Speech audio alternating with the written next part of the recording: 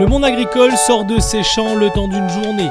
Le conseil départemental poursuit sa concertation avec le monde agricole. Seule compétente dans le domaine, la collectivité définit les orientations pour 2014-2020. L'Europe qui investit quand même 385 millions d'euros pour l'agriculture réunionnaise, il faut qu'on se saisisse de cette opportunité-là pour faire avancer les filières. Après le vote par l'Union européenne du Fonds européen agricole pour le développement rural, FEADR, la collectivité est en charge de sa mise en place locale. Le monde agricole aujourd'hui attendait cette journée pour pouvoir avoir une vision de notre agriculture pour la fin de l'année, pour le début de l'année prochaine. C'est un nouveau programme qui démarre et il fallait qu'on ait ce calendrier. Si on fait des étapes comme ça à chaque fois, on ne peut qu'approuver la méthode. Bon, maintenant, c'est l'avenir qui nous dira ce qui va en sortir au fur et à mesure des étapes.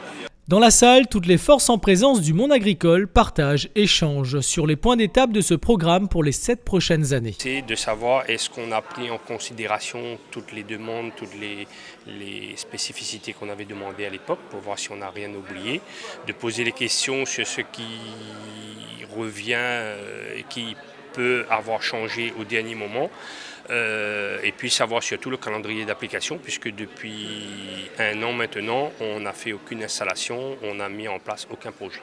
Ça nous permet d'assurer le suivi de nos éleveurs.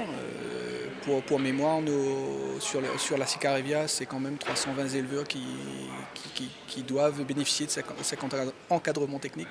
La règle l'exige après la validation du FEADR par les instances européennes, la prochaine étape obligatoire du PDRR ainsi que le comité national et local de suivi permettront de libérer les fonds européens tant attendus par le monde agricole.